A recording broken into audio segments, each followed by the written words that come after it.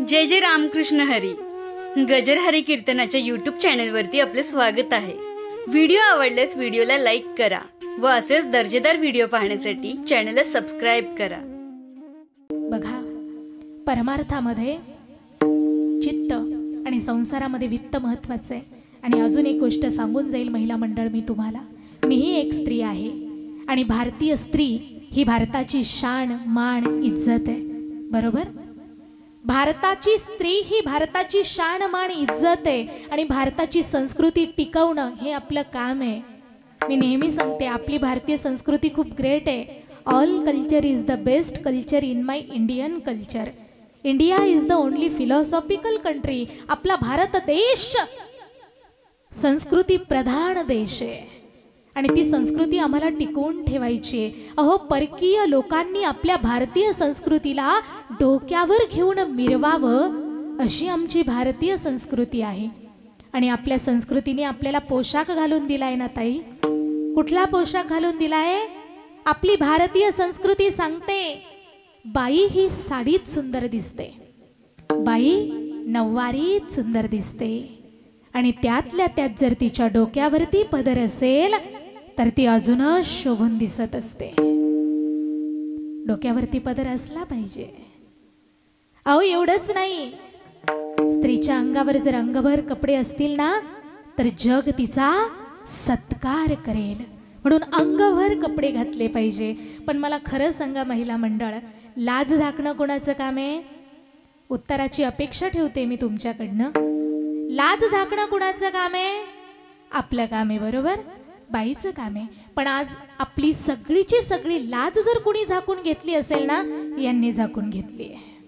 तुम्ही म्हणाल कसं काय? अहो, फुल कपडे त्यांना गेले आणि हाफ कपडे आपल्याला आले. प्रत्येक पुरुषाच्या शर्टची बाई बघा कशी आहे. फुल कपडे त्यांना गेले आणि हाफ कपडे. मी जास्त नाही बोलणार त्या विषयावरती, पण मला एकच सांगायचंय की आपली मुलगी दाराच्या बाहेर पाऊल टाकत असताना कसले कपडे परिधान करून घराबाहेर पडते याकडे लक्ष देण्याचं काम हे आईचं आहे. हे काम वडिलांचं आहे. मुलीला दाराबाहेर पाठवताना मुलीच्या अंगावरती अंगभर कपडे आहे की नाही हे पाहणं आपलं कर्तव्य आहे. आणि लक्षात ठेवा, हाफ कपडे घालणाऱ्या पोरी पाहिल्या की माझ्या तळपायाची मस्तकाला जाते. संस्कृती जपणं आपलं काम आहे. ती संस्कृती आम्ही जपली पाहिजे. मग त्या ठिकाणी कोणतीही स्त्री असू द्या. मी तर म्हणेन घरकाम करणारी गृहिणी असू द्या, नोकरी करणारी नोकरदार वर्ग असू द्या किंवा कीर्तन करणारी कीर्तनकारही का असू द्या, संस्कृती सांभाळली पाहिजे. बाईच्या डोक्यावर पदर शोभून दिसतो की नाही? बाईच्या डोक्यावरती पदर शोभून दिसतो, मग तो बाईनी पदर घेतलाच पाहिजे. डोक्यावरती पदर हा असला पाहिजे. असो सांगायचं मला फक्त एक आहे, परमार्थामध्ये चित्त तसं संसारामध्ये वित्त. आणि ह्या गोष्टी सुद्धा महत्वाच्या आहे बरं का. तुम्ही पैसा कमवा संसारामध्ये, पण तो पैसा कमवत असताना जोडून या धन उत्तम व्यवहारे आणि उदास विचारे विचारे. कारण योग्य मार्गाने कमवलेला पैसा, नीतीने कमवलेला पैसा माणसाला कधीच धोका देत नाही आणि अनीतीने कमवलेला पैसा माणसाला कधीच सुखाने जगू देत नाही. म्हणून लक्षात ठेवा, नीतीने पैसा कमवला पाहिजे. आम्ही वित्त कमवत असताना ते चांगल्या पद्धतीने कमवलं पाहिजे. म्हणून महाराज म्हणताय, बाबा रे तुम्ही दुसरं काही करू नका, ठाईच बैसोनी करा एक चित्त, आवडी अनंत आळवावा. बरं ठीक आहे महाराज, तुम्ही म्हणतात की आवडीने भगवंताला आळवायचंय, आलिंगन द्यायचंय, पण का हो ते देवाला आळवायचंय, पण तू ते तर देव 33 कोटी देव आहे. मग आम्ही नेमक्या कुठल्या देवाचं नामस्मरण करायचं? कुठल्या देवाचं नामस्मरण करायचं? महाराज म्हणतात नामस्मरण करायचं कुठल्या देवाचं? महाराजांनी 5 देवाची नावं सांगितली आहे, राम, कृष्ण, हरी, विठ्ठल आणि केशव. राम कृष्ण हरी विठ्ठल केशवा मंत्र हा जपावा सर्वकाळ. राम म्हणा. राम नामाचं सामर्थ्य खूप मोठं आहे. महाराज म्हणतात राम म्हणता रामची होईजे आणि पदी बैसोनी पदवी घेईजे. राम रक्षेमध्ये सुद्धा वर्णन आलेलं आहे. राम रामेती रामेती रमे रामे मनोरमे सहस्रनाम तत्तुल्यम रामनाम वरानने. भगवान विष्णूची 1000 नावं एका बाजूला आणि राम नाम एका बाजूला. त्या 100 नावांची ताकद जेवढी ना तेवढीच ताकद राम नामामध्ये. राम म्हणा. कोणी म्हणेल नाही ताई आम्ही राम भक्त नाहीये, आम्ही कृष्ण भक्त आहोत, काही हरकत नाही. ज्याला राम नसेल आवडत त्याने कृष्ण म्हणा, कारण कृष्ण सुद्धा कोण आहे? कृष्ण माझी माता, कृष्ण माझा पिता, बहीण बंधू चुलता कृष्ण माझा. अरे कृष्ण म्हणा. ज्याला कृष्णही नसेल आवडत त्याने हरी म्हणा, कारण ज्याच्या जीवनामध्ये हरी नाही त्याचं जीवन नरका समाने. हरी विन जन्म नरकची पैजाना आणि यमाचा पाहुणा प्राणी होय. ज्याला हरी नसेल आवडत त्याने विठ्ठल म्हणा. आता वारकऱ्याच्या कानावरती ज्या वेळेला विठ्ठल विठ्ठल हा शब्द ज्या वेळेला कानावरती येतो ना त्याच्या वेळेला अंगावरचे रोमांच उठतात. कारण वारकऱ्यासाठी विठ्ठल म्हणजे विठ्ठल टाळ, विठ्ठल दिंडी आणि विठ्ठल तोंडी उच्चार. नुसतं विठ्ठल विठ्ठल विठ्ठल म्हटलं की अंतःकरण सुद्धा भरून येतं. असा तो विठ्ठल आहे. ज्याला विठ्ठल नसेल आवडत त्याने केशव म्हणा. केशव हे विष्णूचं सहस्रनाम आहे. या 5 नावांपैकी तुम्हाला जे नाव आवडतं ते नाव घ्या. राम कृष्ण हरी विठ्ठल केशवा. मंत्र हा जपावा सर्व काळ. बरं ठीक आहे महाराज, तुम्ही म्हणताय रामकृष्ण हरी विठ्ठल केशवा मंत्राचा जप करा, आम्ही करू. पण का हो महाराज, याच्यापेक्षा पण एखादं सोपं साधन आहे का देवाच्या प्राप्तीचं? याच्यापेक्षाही सोपं साधन आहे का? तुकोबराया म्हणतात नामस्मरणा इतकं सोपं साधन भगवंताच्या प्राप्तीचं कुठलंच नाहीये. अहो तुम्हाला विश्वास बसत नसेल तर मी माझ्या विठुरायाची शपथ घेऊन सांगतो, विठुरायाची आण घेऊन सांगतो की नामस्मरणा इतकं सोपं साधन दुसरं कुठलंही नाही. यावीन आणिक असता पैसा धन वाहत असे आण विठोबाचे. महाराज म्हणताय नामस्मरणा इतकं दुसरं सोपं साधनच नाहीये. म्हणून तुम्ही काय करा, भगवंताचं नामस्मरण करा. मग केलं पाहिजे की नाही आपण भगवंताचं नामस्मरण? ज्याला ज्याला देव हवाय, ज्याला ज्याला वाटतं देव मला मिळाला पाहिजे, देव मला भेटला पाहिजे, देवाची आणि माझी गाठभेट झाली पाहिजे, तर त्या प्रत्येकाने ज्याला देव भेटावासा वाटतो त्या प्रत्येकाने भगवंताचं भजन केलं पाहिजे, भगवंताचं नामस्मरण केलं पाहिजे. आणि आता आपल्याला सुद्धा त्याच भगवंताचं नामस्मरण करायचंय. नामस्मरण करण्यासाठी सर्वांनी आपापली हात वर करा. ज्याला हात असतील त्यांनी वर करा. किती गोड दिसतं बघा बरं. आणि अगदी अंतःकरणापासून भगवंताला साथ घालत त्या माझ्या विठुरायाचं गोड असं भजन करायचंय. विठोबा रखो माझे, विठोबा रखो माझे, विठोबा रखो माझे, विठोबा रखो माझे. जय जय जय जय हरि जय जय जय जय विठोबा रखो माझे. जय जय जय जय जय जय जय जय विठोबा रखो माझे, विठोबा रखो माझे, विठोबा रखो माझे.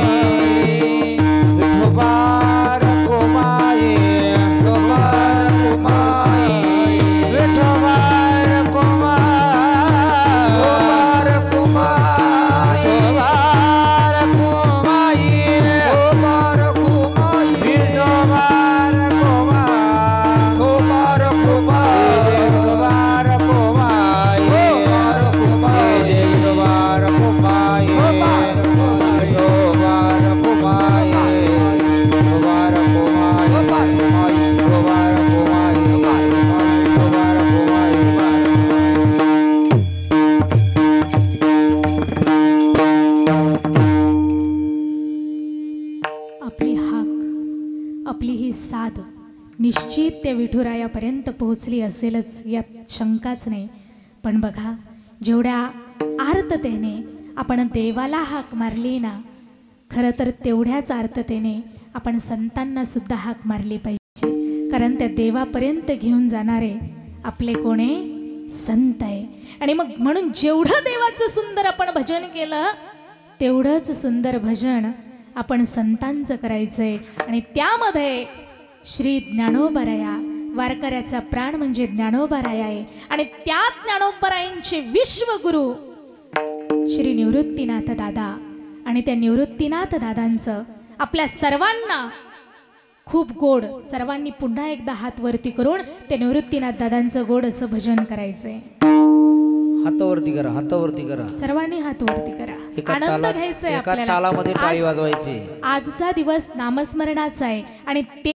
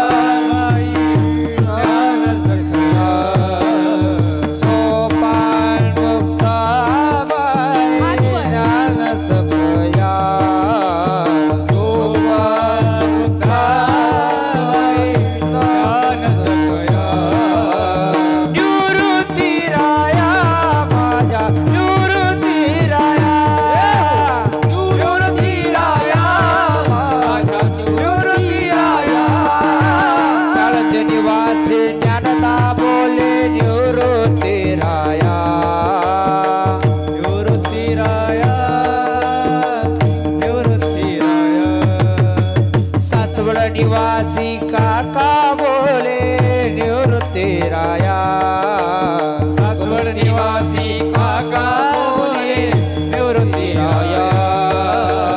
आदि शक्ती मुक्ताई बोले निवृत्तीराया, आदि शक्ती मुक्ताई बोले निवृत्तीराया. अनेक रूपे स्वामी बोले निवृत्तीराया, अनेक रूपे स्वामी बोले निवृत्तीराया. हे निवृत्तीराया माझ्या निवृत्तीराया, निवृत्तीराया माझ्या निवृत्तीराया, निवृत्तीराया माझ्या निवृत्तीराया, निवृत्तीराया माझ्या निवृत्तीराया, निवृत्तीराया माझ्या निवृत्तीराया, निवृत्तीराया माझ्या निवृत्तीराया.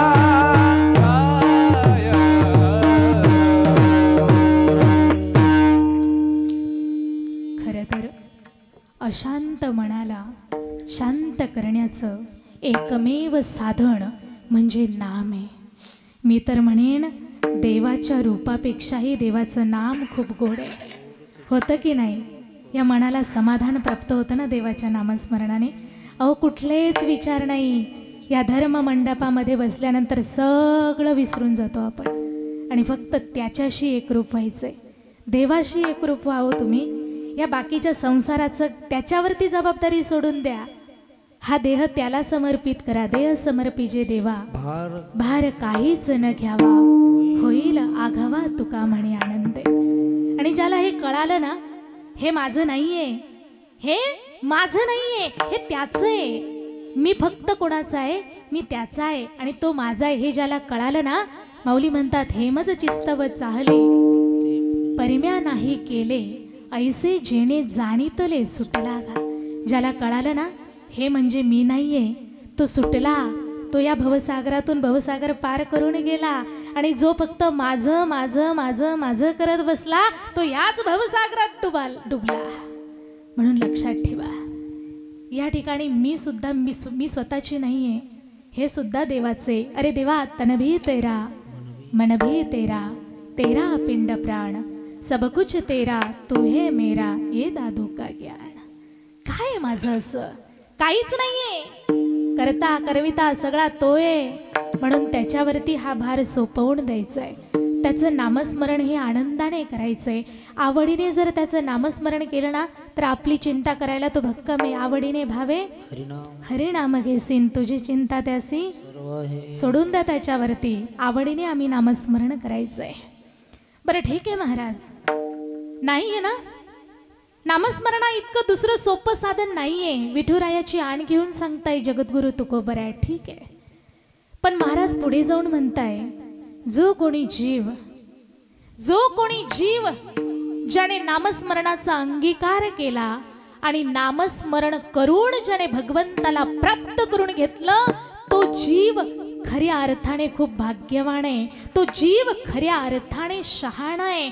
हेच तुकोबराया अभंगाच्या शेवटच्या चरणात सांगतात. तुका म्हणे सोपे आहे सर्व गुणी, तुका म्हणे सोपे आहे सर्व गुणी, तुका म्हणे सोपे आहे सर्व गुणी, तुका म्हणे सोपे आहे सर्व गुणी, तुका म्हणे सोपे आहे सर्व गुणी, तुका म्हणे सोपे आहे सर्व गुणी, तुका म्हणे सोपे आहे सर्व गुणी, तुका म्हणे सोपे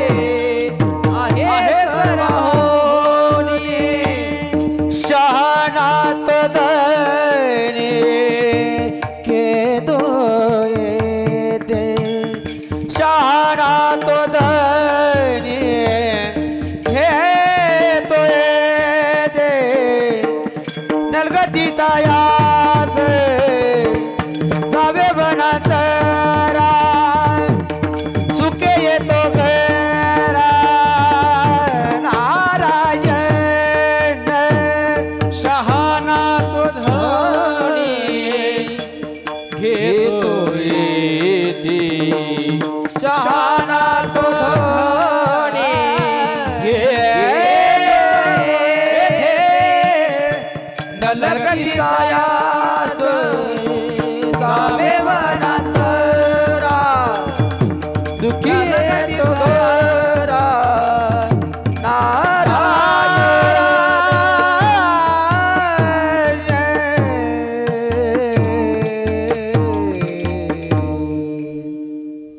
तुका म्हणे सोपे आहे सर्वाहुणी, शहाणा तो धनी घेतो येथे. खऱ्या अर्थाने नामस्मरणाचा आम्ही अंगीकार केला पाहिजे. आम्ही ते नामस्मरण केलं पाहिजे. आणि खरं नामस्मरण करणारा भगवंताच्या जवळ जात असतो, त्याच्या स्वस्वरूपाशी एकरूप होत असतो. बघा, आज या ठिकाणी तशी आपली वेळ संपली आहे. आज या ठिकाणी आपल्या ग्रामस्थ मंडळींनी मला आमंत्रित केलं, म्हणून एवढ्या दूर जवळपास 450 किलोमीटरचं अंतर काटून तुमच्या गावापर्यंत येण्याचा योग प्राप्त